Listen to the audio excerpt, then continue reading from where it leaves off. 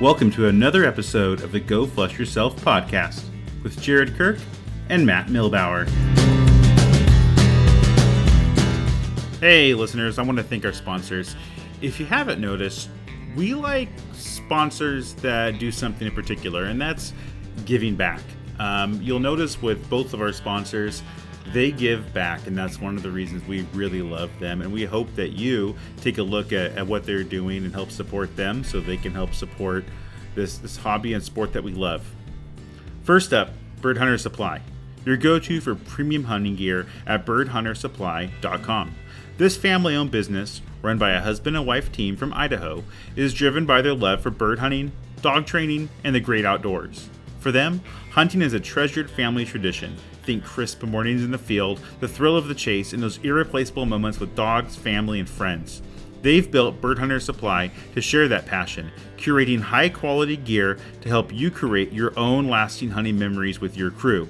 Whether you're a beginner or a seasoned hunter, Bird Hunter Supply has you covered with top-notch equipment from dog training tools to hunting apparel, backed by exceptional customer service to make your experience unforgettable. Best of all, they're deeply committed to preserving the wild spaces we love.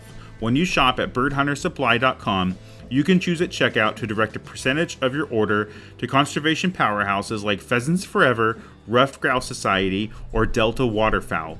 Your purchase helps these groups protect vital habitats and sustain the wildlife that makes our sport possible, ensuring hunting traditions thrive for generations. Visit birdhuntersupply.com today. Explore their carefully selected gear and support a family-run business dedicated to both hunters and the outdoors. That's birdhuntersupply.com. Gear up, hunt with purpose, and help preserve the wild. Now let's talk about our next sponsor, Hunt Ready. If you chase birds like we do, you know a great upland vest is one of the most important pieces of gear you own. Hunt Ready builds tough, modular, ultra-light strap vests that are sourced and sewn right here in the USA. Their Deviate and Elevate series use smart, patented designs that actually stay comfortable mile after mile, whether you're carrying birds, water, or extra shells. They're built by hunters for hunters who put in real miles in the uplands.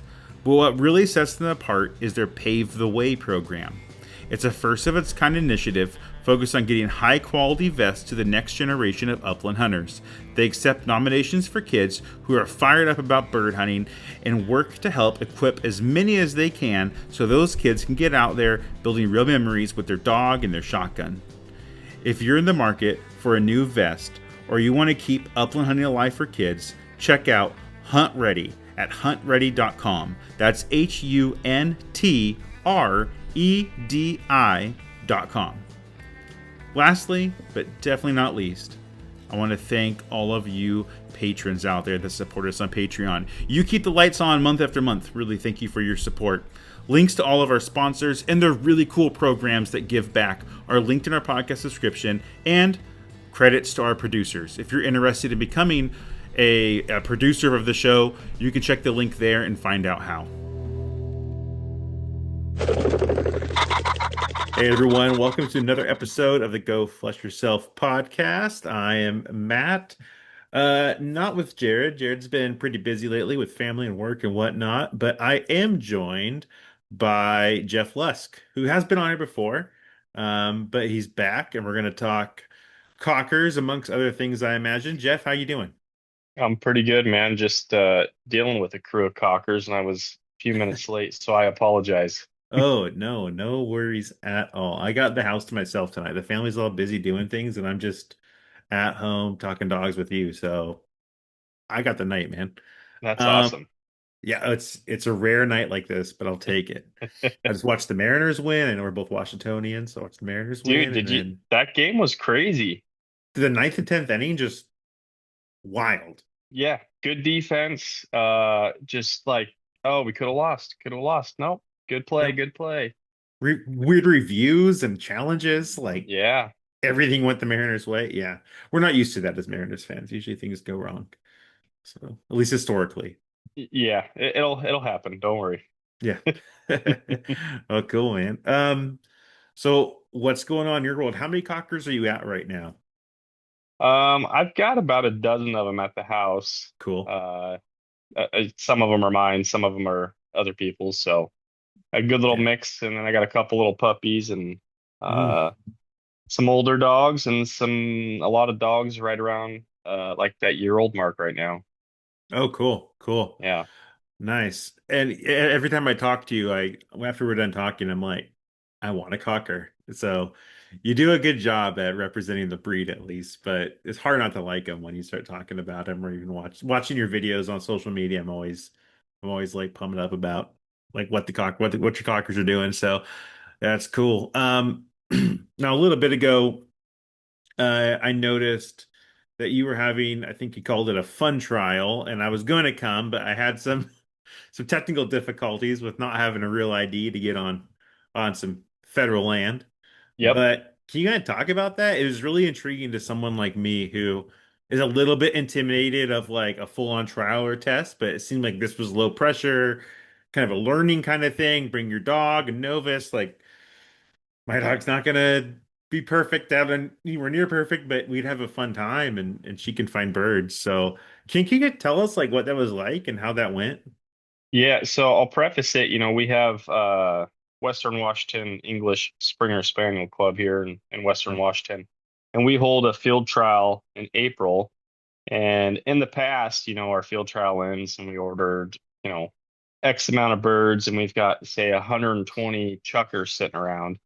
And you try to get people to buy the leftover chucker, and it's like, oh, I'll buy some, but I'm only going to pay $5, or I'll buy some, and then they don't. So the club yeah. ends up eating a ton of money. So last year, I came up with the idea. I was like, well, why don't we just do like a picnic trial and, charge basically what the birds are worth and maybe even just a touch more, do a Yep. potluck style food, for food, get ribbons. And we've got a bunch of classes, all the way from like little puppy to senior. So, and, there's some that are steadied, you got to be steady to run them. And there's a Yep. bunch that you don't need to be steady. And, some of the classes I made it as, if you need help from one of the judges, they can talk you through it, So it's a nice representation of like, where you could go in the end of the whole game. And maybe you're brand new, or maybe you're somewhere in the middle and you got a 2 or 3 year old dog and, you're not maybe you're at puppy stage, but your dog's 3 years old, but we can kind of work you through it and see if it's something you like. So the picnic trial has just been like, we've got 100 extra birds. Let's go run a picnic trial and try to get rid of them. And, we put this year just over $2,000 back into the club. Oh, So, that's awesome. No, that's yeah. it's great because for folks like me, there's a lot of us out there who are like trial curious, but it is a big hurdle just to get started. I know if I showed up, I would have a good time and meet cool people who like same things I like, but it's still intimidating. And that was just seemed like such an easy entry point. I'm bummed I didn't get to go, and maybe next time. I'm gonna make sure I get my real ID so I can show up Yep. on that land. But no, it was really interesting. I was really excited to go. I was bummed when it didn't work out. But what's for someone showing up, like you're saying, there's a lot of different like skill levels or training levels where your dog could be at.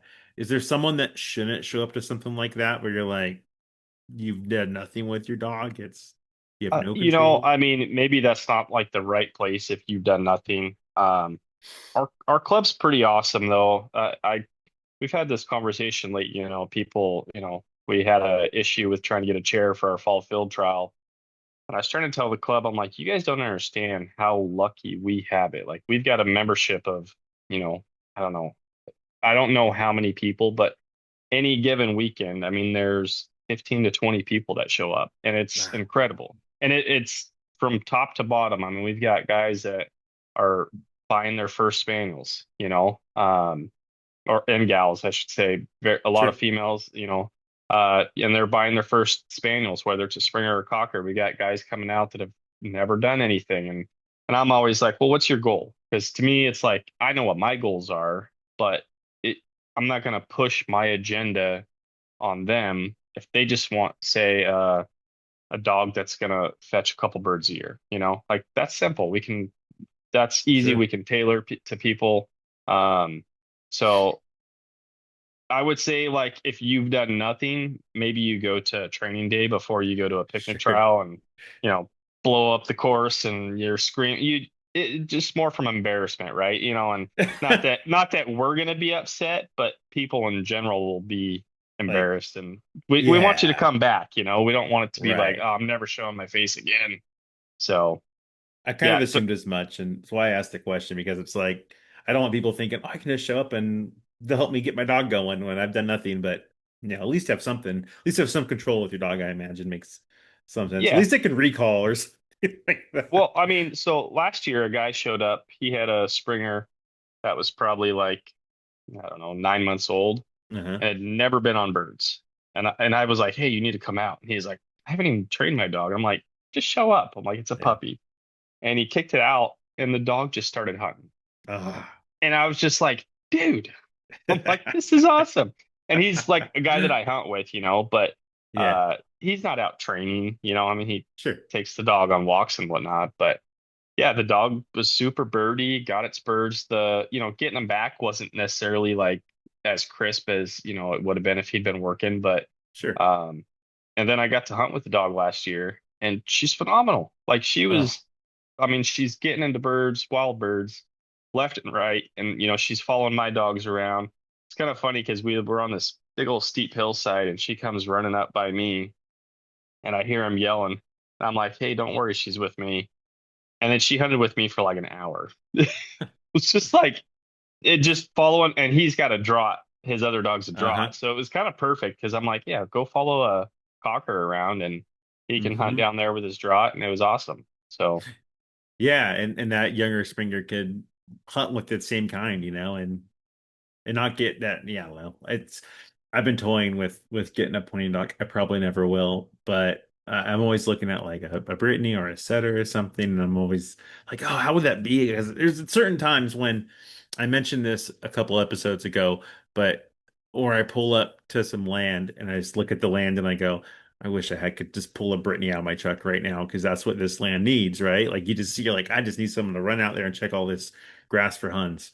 Um, but I don't have that, and I love them. But it's always, yeah, it's always a thing of mine of like, do I want to mix the flusher pointer? Am I the right person to even do that? So hopefully your buddy has some good luck with the two of them. I'm not sure if he's hunting together all the time or not, but uh, now he tries to separate them a little okay, bit, and it's better that way, I think. yeah, I would say so. Especially, I mean, I guess for me, like if you have a seasoned pointer with a flusher, it's fine, but Hmm. uh, going the opposite, you've got a Springer now that's hunted for a couple seasons.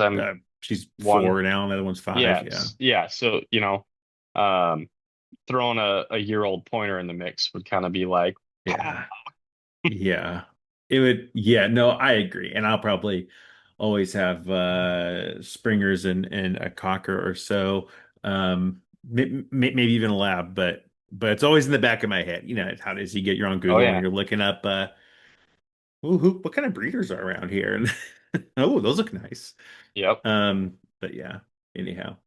Well, your podcast, Cocker Chronicles, I really enjoy it. Like it's seems fairly trial focused. Like you start off talking about kind of the winners and the kind of the results of different trials and that's cool. Like I don't know all the names, but it's cool hearing the different names out there and stuff and what's going on. But the guests you have on are always like they blow my mind. Like there's always something they're saying. It seems like every 10 minutes that's like, whoa, I never thought about it that way before when it comes to working with dogs and training dogs. How's the podcast going? And what are the future plans for it? It's it's pretty dead right now. Oh, is it? Yeah, well, it was one of those things like I was doing it and it was going well, and then I just got busy with sports, Oh kids yeah. sports, and Yep. I have more and more dogs coming in, and as much as I want to do it, like my focus on it has just been back of my mind. Sure, fair So enough. and it's like you said, dude. Some of and truthfully, like I like it because I get to listen to the same people. And I'm sitting there and I'm like, Yeah. I get to be greedy and ask a question to Paul McGaw or Dan Murray or whoever's on, and it's like these people Yep. are the foundation of cockers in America. I mean, they Hmm. truly are part of bringing back the breed to our the United States. So Yeah. um, it's super cool to hear the history. So yeah, it kind of breaks my heart a little bit that I haven't done it. It just was kind of like one of those things where it was like one fell off, another fell off, another fell off. And then Yeah. I'm like, you know what? Like it's kind of a lot easier just to not worry about it right now. So That's fair. That's fair. yeah, Whenever I see it pop up on my feed, or it's like, oh, there's a new Cocker Chronicles, I'm pumped because yeah, it's so focused on one breed, and like we focus on flushing dogs, which already brings that scope down a lot from what it could be. But you're a one breed, but I think that's maybe where a lot of media, podcast, YouTube, whatever needs to kind of go. It's just like get super focused on something and dig into it because the way things are, it's not TV and radio anymore, like you will find your audience. There's enough people out there to listen and appreciate it. So yeah, I really enjoy it. If yeah, anyone's listening right now and you listen to Go Flush Yourself, but not Cocker Chronicles, you need to go like listen to Jeff's backlog and because it's there's some good interviews in there, lots of interesting stuff. It yeah, applies to spring, it applies to all dogs, really. Some of it, it's just like dog training. Dogs are dogs at the end of the day, so there's some really good information in there. yeah, for sure. The you're talking about like it being super like, it's one breed. Yeah, And for me, like if I was to do this and talk about labs and I mean, Springers and Cockers, I kind of hold them the same, but like true. every other flushing breed, like it would, I don't want to say it would be disingenuine, but it wouldn't be like my heart is with Spaniels and it Yep. makes it easy. So that was my whole thing. It's like, oh, I could do it on other breeds, but uh, I like to talk about Cockers because I love them. Yeah. So that's where I went with it. Well, I think that's probably maybe why one of the reasons I like it is you're talking about what you love, right? And that's true of anything. You watch anything and someone's talking about what they're passionate about, no matter how broad or narrow that scope is, it always pulls you in, because they're talking about what they love.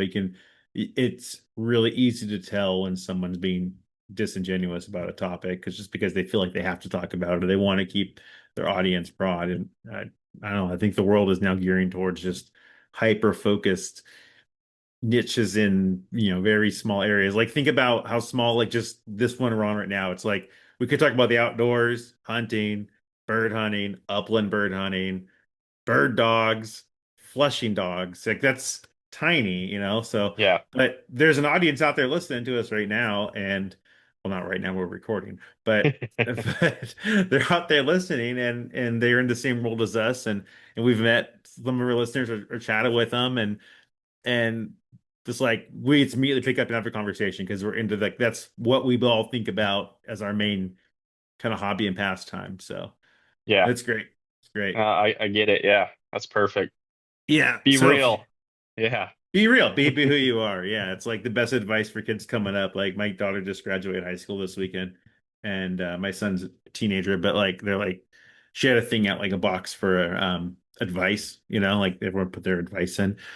Like I give her advice all the time. If I need to write something down, I'm like, I'll write something down. And I just pretty much wrote down like just be you, chase what you want to chase. Like you don't need permission from anyone because that's what the world is now. Like if you want to go write a book, you can go write a book and self-publish on Kindle and Amazon or wherever, right? If you want to Yep. go start a podcast, a YouTube channel, whatever, start it. Like it's just it used to not be that easy for however many years, but now it's just like go be you because there's too many people trying to be generic and it's not going to pay off in the end. You'll find your people. But yeah, man. 100%. Yep. Yeah. Yeah. So, what's the season looking like for you coming up with your cockers? Like the hunting season's a few months away yet. What is it, June? So we have a handful of months left before we can start chasing birds again. What's it look like for you? Are you going to be trialing a lot of that time? Are you going to be hitting the fields around here in Washington, elsewhere? Yeah. So, it's kind of funny because our fall field trials fall like they pretty much start the 1st of September Hmm. and they don't end until like the 1st of November. Who's planning that out? Yeah, exactly. So like I try to tailor around like, okay, I'll run this trial, but then I want to go grouse hunting.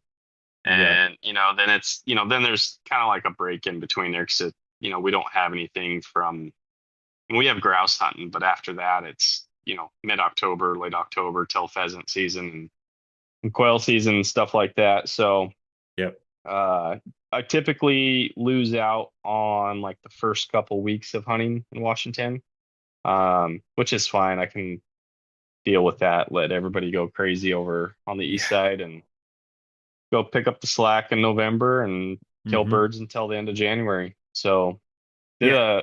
a lot of moving around last year to look for some new spots with my buddy Nick, who's got the Springer, Nice. and we got into some places that we'd never been before and had some truly incredible good pheasant hunts, but like insanely good quail hunting. Like Oh, it quail was, were great last year over here in oh Eastern my Washington, assuming you were this gosh. way. Yeah. I Yeah. don't hunt the west side at all. It's Fair. all put and take, and uh, Yeah. it good for the people that want to do it. I just don't want to do it. That's So fair. Yeah. Yeah. yeah, I'd be the same way if I were in your shoes. yeah, yeah. Yeah. There was one day we were pheasant hunting, and I was with there was four of us. My buddy Eric brought us over to a place that he had access to, and we start shooting some quail. And I'm always like in my head, I'm like, are we gonna shoot quail before roosters? Because they're not like big long walks where we're going. We're making pushes, and I Sure. in my head I'm like quail hold. Like roosters are gonna take off, and maybe you get a couple that stick around. And they're like, dude, if it's flying, we're killing it. And I was like, all right. So we shot like a maybe a rooster, maybe two roosters, but we shot like a dozen quail on our first little push. And then it Yeah. was like 15 more on the next push. And all of a sudden I'm like, dude, we only need like another 10, 15 quail for a limit. And there's four of us. Like I've never tried to shoot a limit of quail. I've never like, Same. yeah, it's like you shoot a few and you're happy. But we went on and like next push killed our limit. And I bet you we put up like another 300 quail after that, like easily 300 more quail. And it was like, dogs getting birdie, covey of quail. Dogs getting birdie. This guy's got a dog that goes on point, covey of quail. And it was like, it actually kind of got like to the point where I'm like, this is really fun. Like, Yeah, I dude. don't care that we're not even shooting. I mean, but this is like the amount of contacts we're getting with our dogs Yeah. is insane. Yeah, and quail, if Jared were on right now, he would tell you how valley quail are his favorite bird to chase. And I used to, probably still do, treat them as kind of like a bonus bird on a pheasant hunt, or if I'm looking for huns, I get quail, like, oh, cool.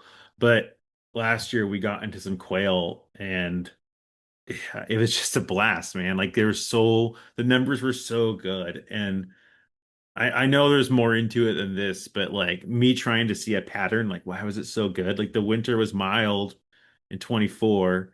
It was mild again in 25. I'm hoping that that's one of the big reasons because it's even more mild in 25. So hopefully there's some good holdover and the conditions worked out, but the hatch was good because it was a blast. Like every time I went out, I don't know if there's a time that I went out where I didn't flush at least a covey of quail and usually a lot more.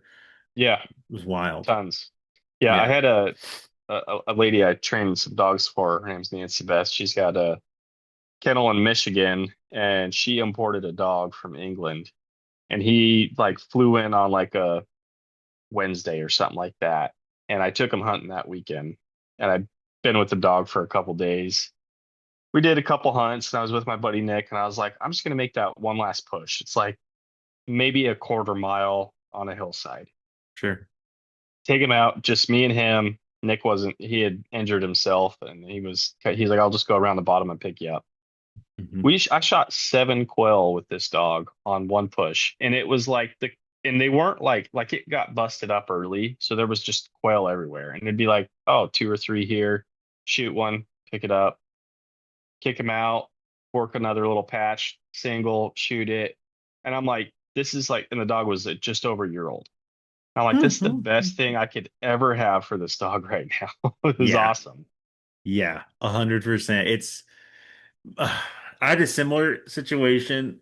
Well, not similar, kind of similar. at the beginning of this season on Youth Hunt Day, which you're aware of in Washington, I took my nephew out. He likes to went with me last year and he went again this year and went on youth hunt and he hadn't got his first bird yet. Um, and so I told the story in the podcast, but I'll be quick about it. But we go out to a place where I knew they planted pheasants. I'm like, I just need to get this guy his first roost. Like he needs to do it. And we're hunting. I thought it's gonna be packed. Youth hunt at this place is usually always just packed. It was when I was a kid. We're the only ones there. And I'm like, I know they planted here for youth hunt, so he's gonna get a shot today. Like he might not hit one because he's still learning, but he's gonna see some birds. So I put uh I think I just brought Bridget, but she flushed about 15 roosters, these pen raised birds until he finally connected on one. That's a whole story in itself. But all those contacts just revved her right up for the season, and she was just like, even though they were pen raised birds, she was just golden all season long. Like it was no like, oh, we kind of got to remember what we're doing out here because I don't train enough in the off season. But it was awesome. It was awesome because of that. So I'm gonna see if he wants to go again this year. I think it's last year he can do it. See if we can do it again because it made my season even better.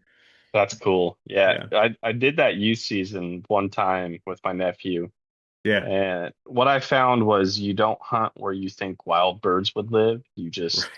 hunt where the birds would be walking off the side of a road. Yes. They look for like sparse land. I think that's what they're used to in the pens, you know? They're like, I'm not used to all Yeah. these weeds. I'm gonna go walk in this dirt road. And well, at one point we were hunting and he saw there was one run, he saw a few running in front of him, right?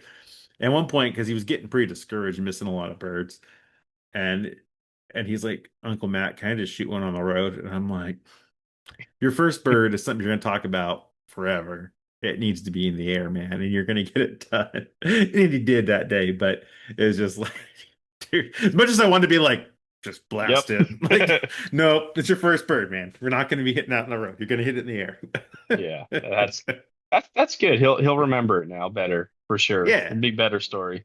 yeah, and it was like the smallest pen raised bird. Like we saw these beautiful big roosters being flushed. Like they're good. They're good sized birds. And then the one he shot was like, is that a hen? No, that's a rooster. Okay. Like it was just this little guy. And I'm like, oh, that's your first one. I love it. I love it, dude. I He had a hope he got it picture. mounted. Oh, he should have. No, he wanted to go home and eat it. Him and his dad, my brother-in-law, just they I don't know sure I think they smoked it. But yeah, he was so he wanted to come home, like show me how to, clean it and all this stuff. He was pumped. So there's a picture of him with the biggest smile on his face with this tiny, I never seen a rooster that small before.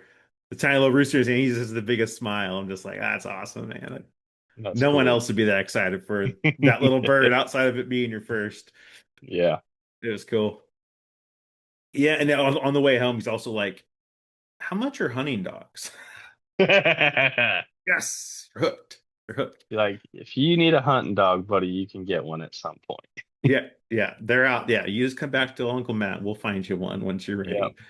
ready. Yeah, yeah, yeah. So, with your let's talk cockers a little bit. One question I have, we've talked about this in the past, but and I've talked to you about it offline before as well. But cockers in the home is a family dog. You hear some horror stories because they're on crack or they're whatever, but you've had a lot of experience with them. What's your thoughts on that with cockers and keeping them in the home? And I know it comes down to exercise amongst other things, but what's your thoughts if someone said, I want a cocker, but I'm worried that they're just going to be the Tasmanian devil in my house? Yeah, I've got some that I've raised in the house that are Tasmanian devils in the field. I mean, like cracked Right. out as you could get. And I mean, when they're puppies, they're all crazy. I don't care what breed unless Almost you're, every dog. Yeah. yeah. So if they they learn it, right? So if you're diligent and you're consistent, you teach them, you got to potty train them. And Sure. I like to teach them like place, like, hey, this is your pillow. Go lay down here. Like, Hmm. and it's not always perfect, and they come on the couch and all that. But man, the craziest ones I've had that are just wild childs out in the field have been good house dogs. Hmm. Like not like, I mean, I've raised my kid around them. He's a year old, and the puppy is a year old and they're coexisting, learning how to walk, and he's, you know, you're not ignoring him, but like he gives him his space, and Right. granted that's been, a few years since that was going on, but uh yeah, I think in general, like what maybe people are used to, like of a lazy house dog, like you're not going to get that. No. Like you're not going to pee alone anymore. You're not going to go take a shower by yourself. Like they're going to stick their head in the door. They're Yep. going to want on the couch. They're going to want to be in your legs, like stuff like that. But it's simple enough. I mean, the ones we have in the house now, it's like, hey, go lay down. They go lay down. And Hmm. that's, if you get up, they get up. But it's pretty easy. So I certainly think that they make good house dogs. I Cool. wouldn't say they're the best house dogs, but that would be comparing like, That is not fair. uh, yeah, like the breeds that are born to do nothing. So Right. yeah, Right. Like we have two Yorkies and they will find your lap when you sit down and they will sit there as long as you sit there and they're calm and nice and fun and cuddly. But I'm not taking them bird hunting too, you know? yeah, So there's you got to find that line. But that's just a common thing I hear when I talk to folks about cockers who don't have one and like, well, I couldn't have one in my house. And I'm like, well, I think you could, but I it's think they not. make better pets than people realize. Yeah. You know, and a big, you're talking about exercise, but a big part of a cocker is like if you can mentally stress them. Hmm. It's way better, as far as like if you go exercise them for say 20 minutes, bring them in the house, eventually they just get into really damn good shape. You know what I mean? So if you Yeah. can mentally tax them, Yeah. to me, that's a better way to get them to relax in the house than exercise per se. So an example of that I've experienced lately is if I take Bridget, she's back here, she's sleeping. She's being a good little spaniel. That's wild. Usually she's well, no, she's good lately. She's starting to get to that point where she's just like, "You're home, I'll lay down. I'm outside, Yep, I want to play." But I would take her on a walk off leash and she'd go and run and we do 2, 3, 4 miles and she'd come back and she's still pretty dang she's thirsty and panting, but she's got energy still. But when I take her on a walk and for half the walk I make her heel off leash next to me, yep, she's having to constantly think, and there's ducks in the canal we're walking by, and other dogs and people. And I'm like, heel, and her training collar is on, and so she knows like this is real freaking life, and I have to be good and think about this. When I get home from those walks, even though she's expended less physical energy, she comes home and falls asleep. She goes yep, right in her crate and falls asleep because she's spent so much mental energy. She's not just running without thinking; she's having to think the whole time. And I noticed that and realized pretty quick what was happening. I'm like, okay, now I know how to tire this dog out if I ever need it. Because when I take her hunting, I'll put her in a crate drive home. Time I get home, it's like I remember people I hunt with, family, whatever. They're just like, I bet she sleeps. I'm like, no, she gets home, she's ready to go again yeah. because she got to rest in the truck for 30 minutes. Well, the funny thing is like, I don't know if you ever go out and actually just train like a lot, or if you've been down to Riddles and stuff, but like if we go hunting, I mean, I don't know how far you go, but sometimes you'll go hours on a Yeah, walk, right? yeah, And your dog is exercising, but you're not sitting there going, sit, stay here, right, heel, get in here, go there, go there. You're just like, let's go find birds. right. Now, when we set up a course to train cockers and springers, we set up a flag line and it might be 150 to 200 yards, like max. Like that'd be like as far as we would go would be a couple hundred yards.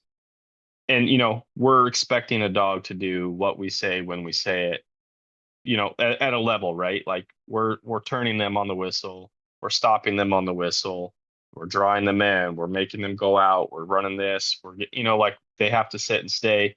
And after 150 yards of that, like they look like they're dog tired. I mean, it's like, Hmm. how are they so tired? And it's like it's mental, man. It's a Yeah. mental stress to them that you know, we can't measure that. Yeah, I mean, it's the same with us though. Like people have experienced it. You can go hunting all day and do 10 miles even and you get home, yeah, you're tired, you might need a nap and whatnot, but it's a different kind of tired than like at work. I'll sometimes go do safety audits of facilities and it's all day thinking, your feet, you ask questions, will challenge you to think like, oh, it's constant just mental problem solving all day. And when I go home from that, that's a different kind of tired.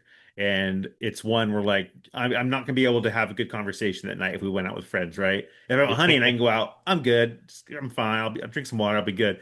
But it's a different kind of thing. I imagine that's what they're feeling. And Exactly. if anyone's done that, where you've had a long day of just mental things, where even if you're sitting down all day, that's what your dogs are feeling. It has to be. Yep. Yeah, you're ready just to turn it off and relax. Yeah, you just want to go to bed after stuff like that. But Yeah. yeah, oh man, yeah, this is so with cockers, if someone like me, I'm not saying me because I'd be divorced if I got another dog right now. But if someone like me who's not I don't have a lot of time to go train. I don't have a lot of facilities or anything near me to really go train on wild birds and stuff. I live in the middle of town, and um, I like to hunt a lot during the season, and I spend a lot of time with my dogs. But I'm getting really specific about the type of person. I'm describing me exactly. But someone's not super serious about all that. How would you guide them to a cocker, or would you guide them to a cocker? Like, or would you say you need a Springer or you need a Lab or something completely different? You know, I'd say if they wanted a cocker, I mean, there's different types of cockers. Like you can Sure. get some that, you know, the wild childs, the quote unquote higher energy that, probably require a little bit more training along the way.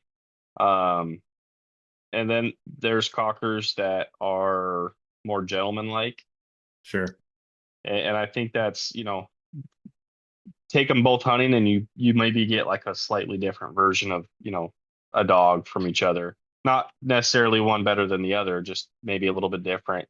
Yeah. Um, but if somebody was stuck on the breed, I mean, I would just say really do your research on Right. who you're buying from and ask the right questions to the breeders, because they're gonna this is totally vague, but I think a lot of people are gonna tell you like what they think you want to hear, just to sell puppies.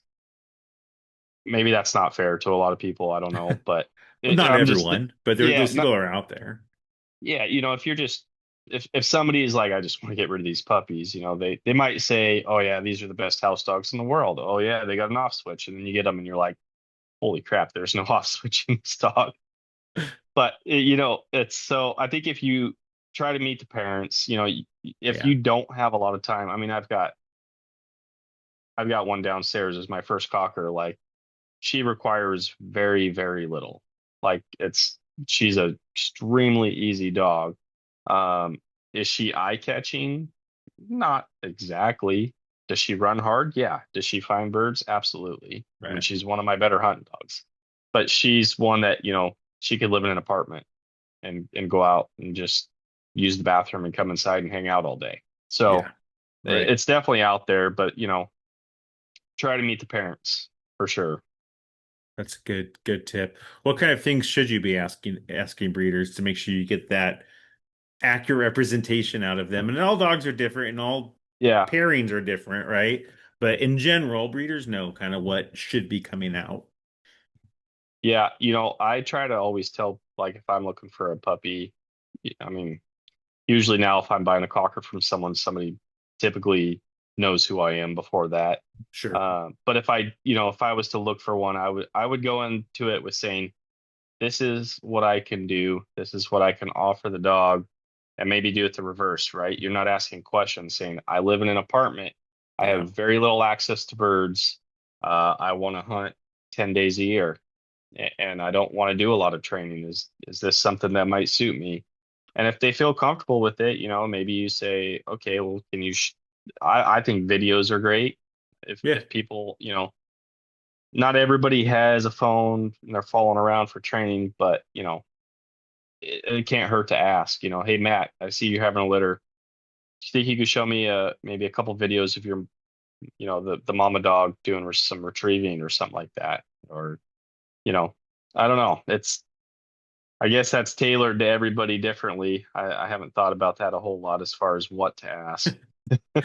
I like what you said though about tell them what you can do because often when you talk to a breeder, and this can be any breed, it'll stay in the bird dogs though, they're going to ask about you, like, what's your living situation, like all those things they should ask to kind of understand what they're dealing with.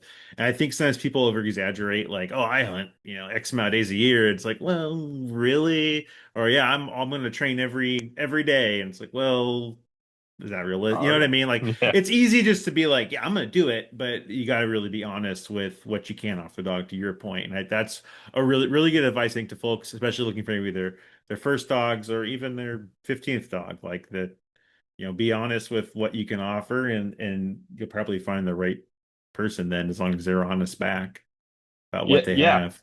That's a good point too, because it's like there's ego in a lot of us, right? We don't want to Sure. say we only hunt 5 days a year. I mean, 10 days a year, if you go hunting 10 days a year, like that's not a slouch. Like, I mean, that's No. if at least for me, like I gotta drive 3 to 5 hours to go hunting. Right. 10 trips, like that's a lot, So I think if you're realistic and if a breeder knows its puppies, like you can't exactly guess what they're gonna be. But Sure. sometimes like that one that is built for 10 trips a year is better for you. Or, Yeah. everybody thinks they want the pick of the litter, whatever that means. It's like, Yeah. what's the pick of the litter? Yeah.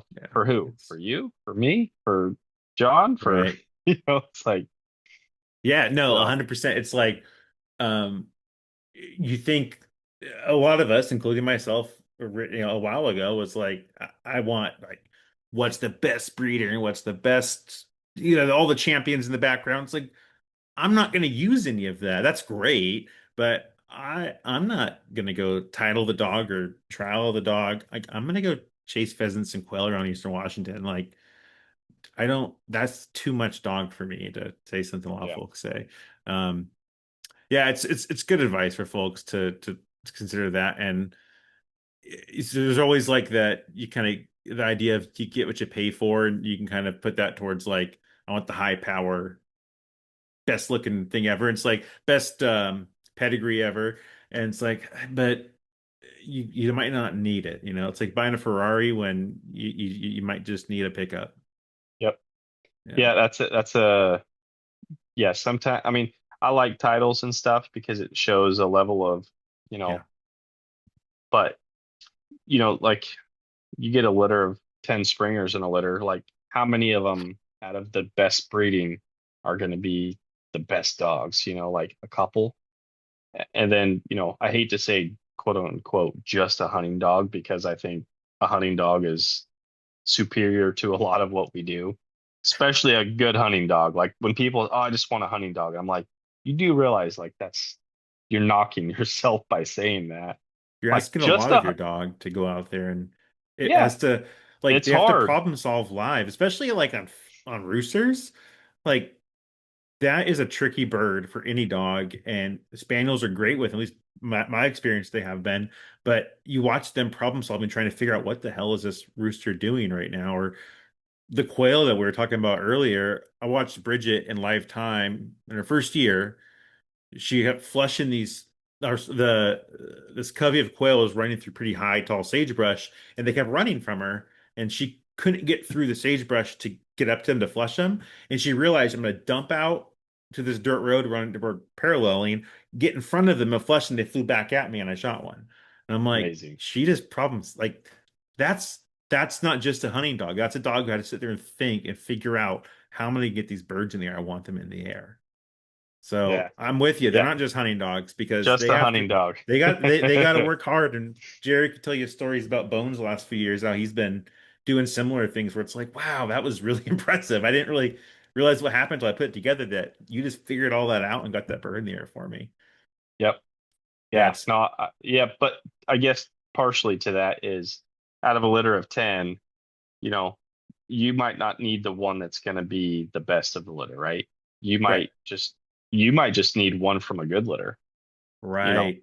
So, yeah, don't get too choosy. Yeah, I don't think you should get hung up on it. I think it's probably more important to find the breeder that fits your needs and that you like. Like, mine's from Josh Riddle, and I love Josh. He's so much fun to talk to. We chat every once in a while, and he's great. And I'm glad that I have that relationship with him. If it's someone I didn't like or couldn't want to talk to, like this is someone you got to have a relationship with if you're buying dogs from him. So I think that's really important. But also that the pedigree is there to where you can pretty much reach them blind, and you know that it's going to be a really weird thing if this dog's not going to do what it needs to do. Like something really went wrong and genetically if this dog doesn't, and that's maybe the beauty of it. Kind of on litters in general, and no matter what you're looking for, but do you notice, Jeff, like if you see a litter of pups, can you start picking at attributes? What's your opinion on at that age of what they're going to be like, or is it just too early to tell? Like people have different opinions on that. So I do. I think maybe not at like 7 or 8 weeks. I think when they start getting closer to like 10 or 12 weeks, you start Hmm. seeing things. Um, I always make like predictions. So like I raised a litter for that lady that lives in Michigan here 4 months ago. And then I actually had a litter at the same time. They were 3 days apart. So I had 16 puppies here. Ah. And it- so there's like when you put 16 puppies together, sometimes one or two might overpower some of them. And when they're separated from that group, they change. So at 7 or 8 weeks, that's a really easy for that to happen and you don't see it. But when you start separating puppies out at like 10, 12 weeks, I think you start seeing a lot of stuff just just by observing, like not necessarily giving them birds or anything like that, but you just start watching how they interact and how they take Hmm. on certain things. Like we were talking, dogs got to problem solve. So if you're able to put them in a situation where they have to think, have to problem solve for themselves, put them in a little bit of cover and just kind of see how they like, what do they do with it? Are they scared of it? Do they put their head down and crank right through it? Yeah. Um, you know, put them in wind, like watch them just use their nose, So I've done it like where I thought like, the past puppies I've had, and I'm like, I think this is what the dog's going to be. I've been pretty close, but it's a pretty small sample. So I'm not like willing to say that I'm uh good at it. I just may have been lucky. Sure, So, sure. but I sent my last predictions to Nancy Beth and I was like, this is my experience or this is what I see out of these dogs. Let's visit this back in a year. So Love it. we'll see. We'll Yeah, we'll have to see. see. Yeah. Yeah, it's really interesting. It's like people too. Like you meet people you as kids and you see them as adults, you're like, whoa, you had to glow up, or I thought you'd be in jail, and here you are doing, you know what I mean? Like, Yeah. so you never know, but it's pretty interesting. Did you remember, or sorry, did you happen to see Jordan Horak's like Springer puppy obstacle horses he was posting on social media? I think we had him on Uh right after he did it. We were talking about it with him, but I don't know if you saw the videos he was posting about his Springer pups. Maybe. I mean, I see a lot of his stuff, so I'm not Yeah. sure. So he had, I forgot when it was. It might have been like last summer, maybe. Time's flying. I have no idea. But he essentially like on like looked like a kind of a side porch area, built like a little obstacle course. Like it was straight out of like Oh, American Gladiators. It was just I like our did see that. guts, from that. Yeah. And so for anyone who didn't see it, like these little Springer puppies, he's kind of shows them week by week as they're getting bigger and how they attack obstacles. And what you were saying with like show them cover and like how they're going through it, like the little obstacle course really like it's just like a magnifying glass on that. Like, oh, I see exactly. This one's like, I don't want to climb over that. That looks scary, whatever they're thinking. The other ones are like not even thinking about the obstacle. They're trying to get to the end to get on whatever treat he had at the end. I don't know. But that was something really interesting. It kind of goes to your point. Like, that has to be somewhat telling of where that dog's has a probability to go to, Yeah. because you could change it by Something how you raise else. them. Yeah, something else I've seen him do, Horak, is, he's thrown retrieves for puppies and Yeah, he'll purposely throw, once they're retrieving well, he'll purposely do it to where the dog can't just go straight to it and it's out of sight or, over a right. couch or something like that. And the dog will sit there and go, where to go? How do I get there? And they got to figure it out. So he does a little bit of that stuff. I think he gets his dogs thinking, his puppies thinking, working a lot. So Yeah, it's important to know how to learn and how to do, how to problem solve versus just being able to do the same thing. I think that goes a lot. Like we have behind my house is a irrigation canal, pretty big, and it's empty obviously during the winter, and it's just this big dirt ditch, right? But on either side of it, there's chain link fence. There's a gravel road on the other side, trying to lay the picture, and then chain link fence is there, and that's where the neighborhoods are, and then there's walking paths there. So it's split, and there's a bridge going over it, a metal pedestrian bridge. And I'll take my spaniels if they're one at a time and take a tennis ball and throw it over the canal a couple times, and they run down the canal and grab it, come back, right? And they're good at it. And then I take it, and if I can do it right, because I'm not that great of a thrower, but I can throw over the chain link fence, and then they're like, "Oh, it's t too tall for them to jump," and they're just like, "The heck?" And then see how long it takes them to figure out I got to run all the way around and grab it. And then I'll do it to where I forgot how I had it set up, where they had to go over the bridge to get it was the fastest way. And they figure that out. It's just it was fun too. Like that's fun kind of training. It's not just like, I'm not Yep. just doing something boring. But I was just playing around with them. I was like, I could probably teach them something here with this. And so we started doing that for a little bit. And then I got yelled at for running my dogs into the canal and ruining the sides by some irrigation guys. And I was like, I'm sorry. It's a great setup. Leave me alone. I probably won't be able to do that again. I'll probably sneak and do it again, but until I get yelled at. But that water's expensive. Like they're charging me enough. I should be able to do that. Yeah, But taxpayer. yeah, come on, man. It's yeah, that kind of training is really fun. I love doing training kind of on the fly. Like we're just out on a walk, and it's like, oh, I wonder if they can figure this out and try something. And I'm not one to really do a formal training like you would picture. I don't know. I've just, like I said, don't have a lot of access, but also I don't know. Think I get bored too. Yeah. It's like I want to do something creative. Let's go make a puzzle for you. But yeah. Yeah. You know what? There's a lot of ways that people can train, and there's not really a wrong answer. If it works for Yeah. people, then who are we to say it's the wrong way?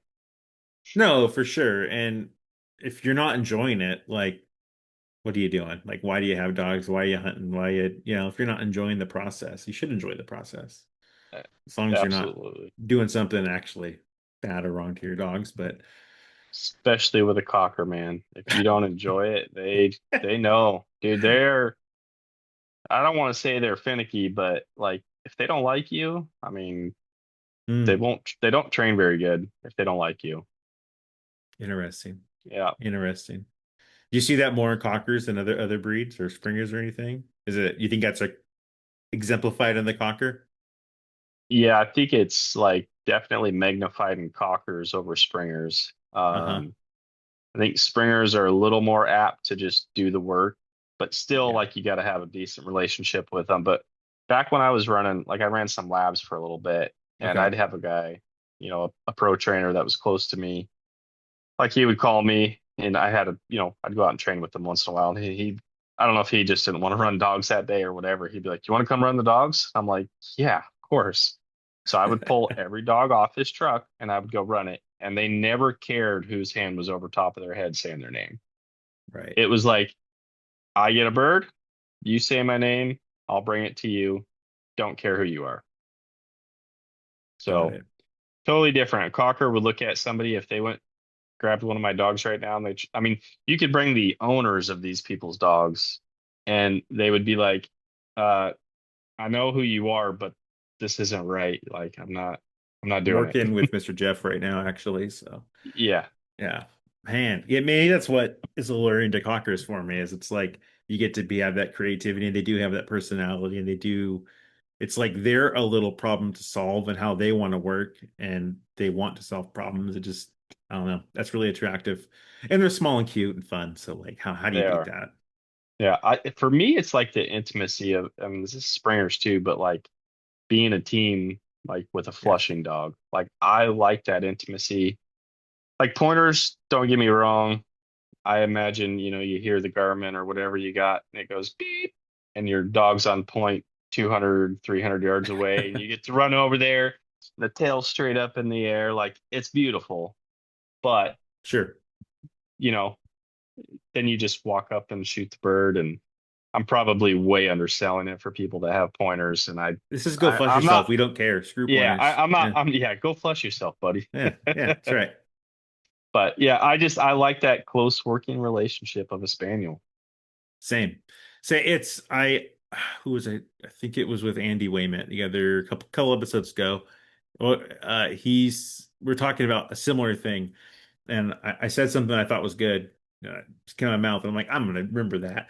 And it's essentially I said, I like hunting with my flushing dogs because they're like it's like hunting with my buddy, but pointing dogs like flushing with a coworker.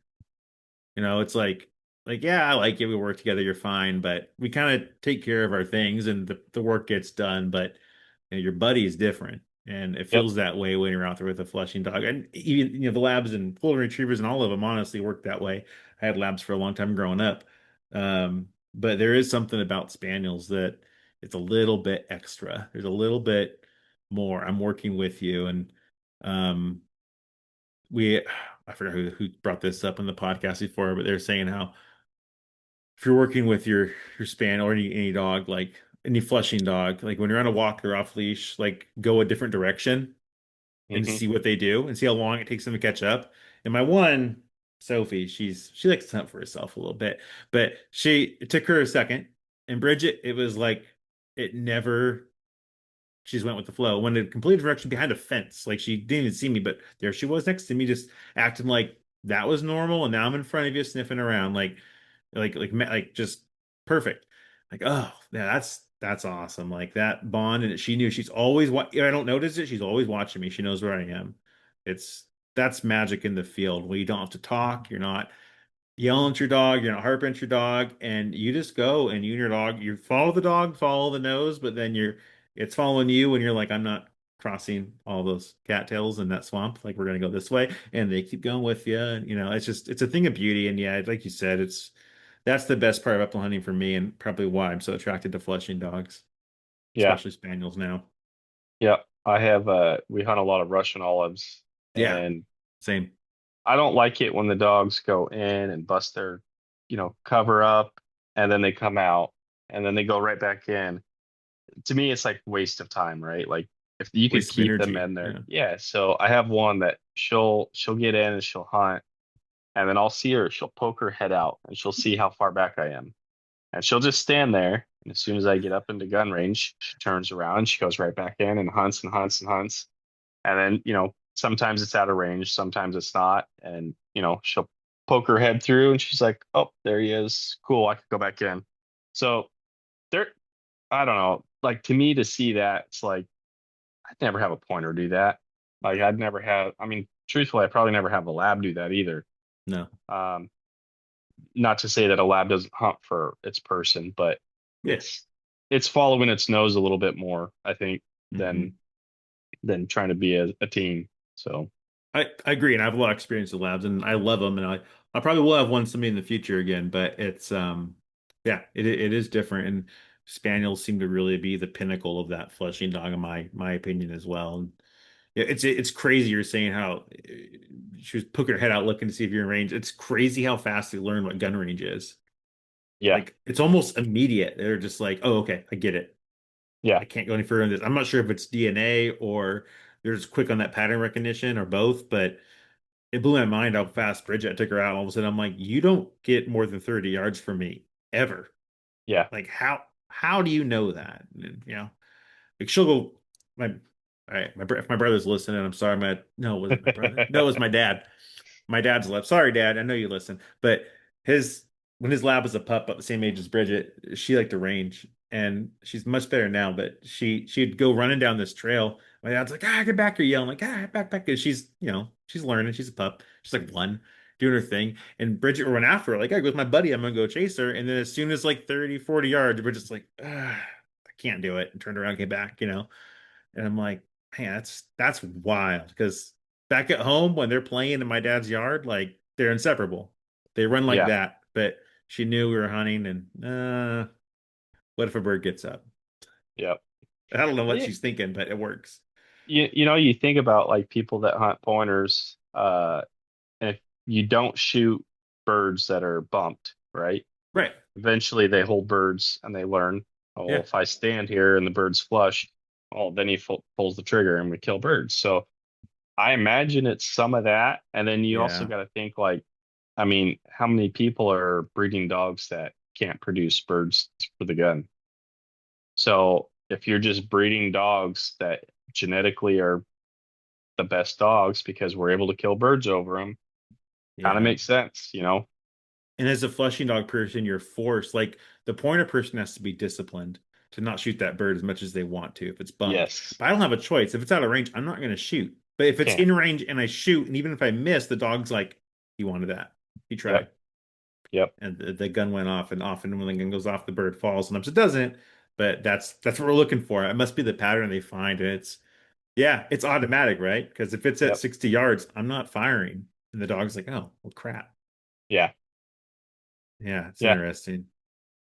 Yeah, that's wild. And then yeah, I was gonna say on my well, my other Springer, I got I think I told you this before, but I got her at 2 years old.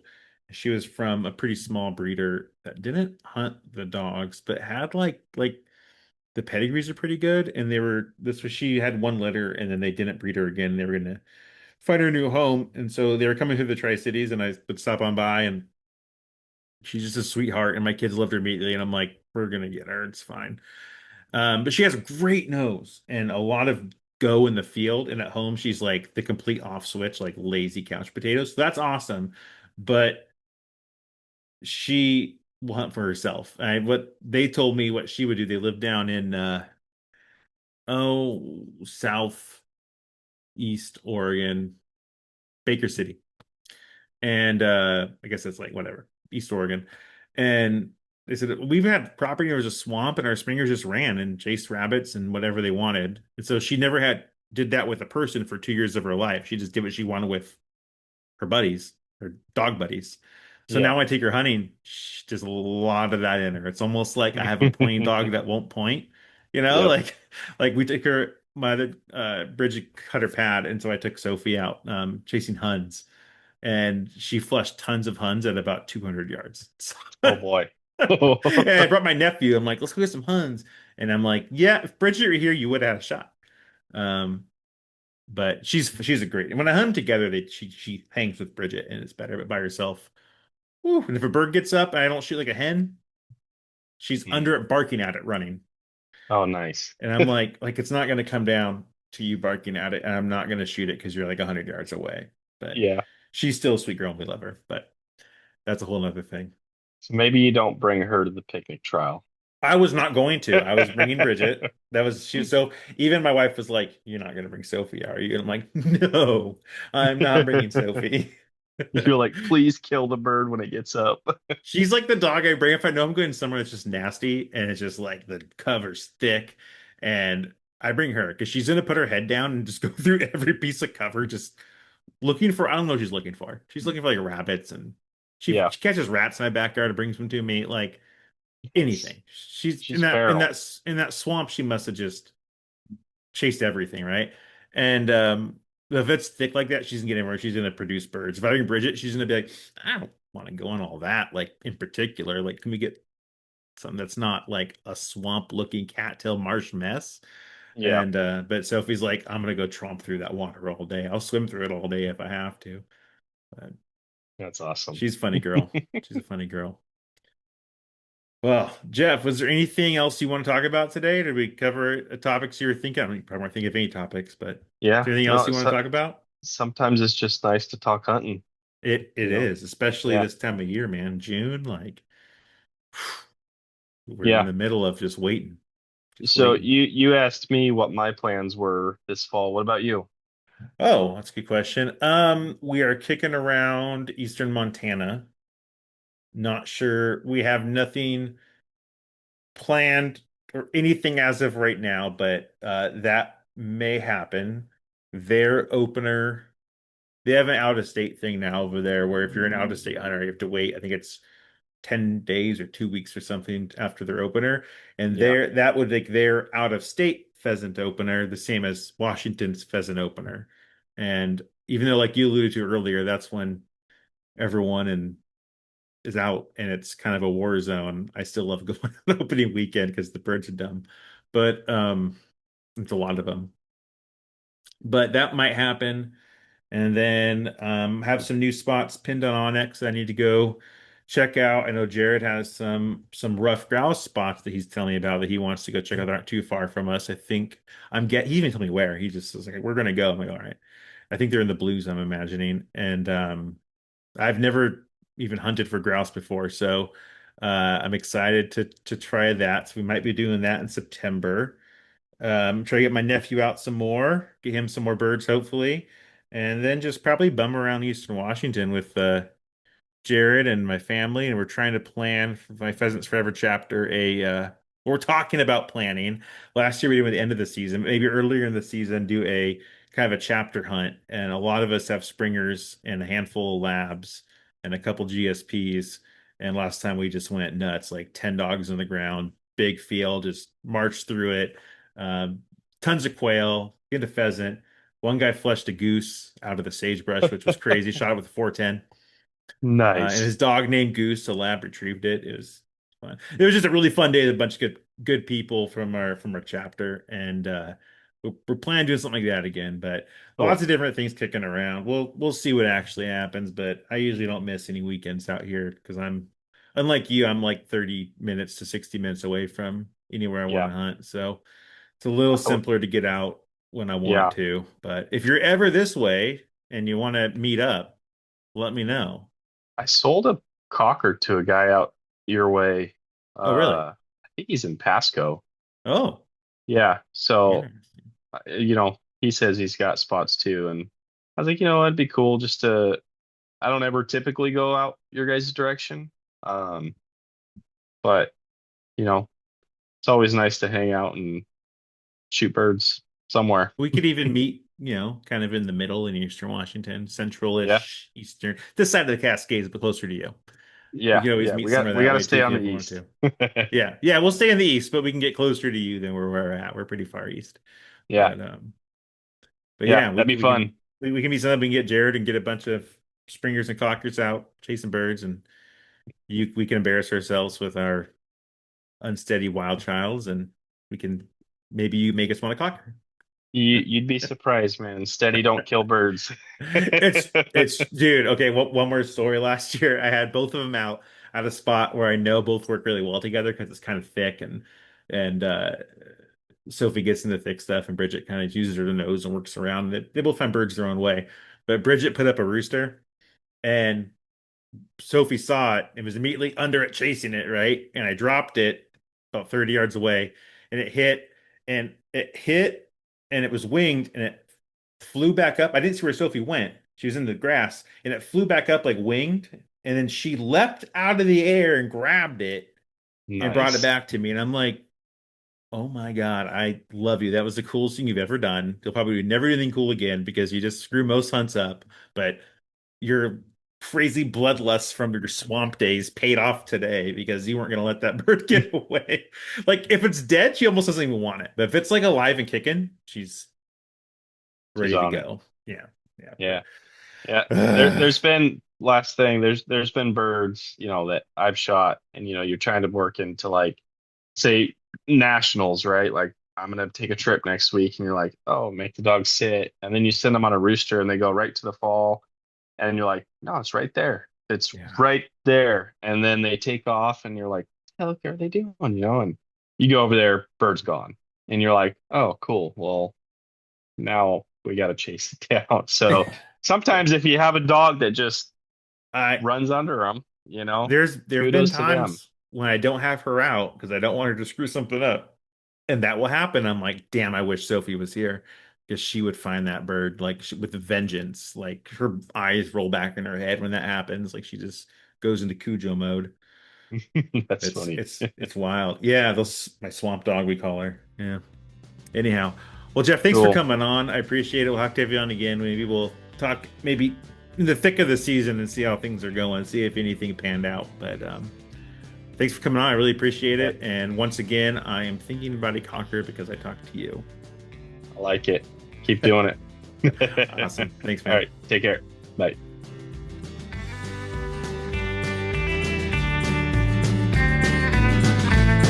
Thanks for listening to the Go Flush Yourself podcast. you can continue the conversation on our Discord server. The link is in the podcast description.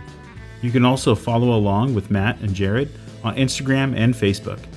If you want to support the podcast, you can subscribe to the Go Flush Yourself on Patreon for the easy monthly cost of only $2.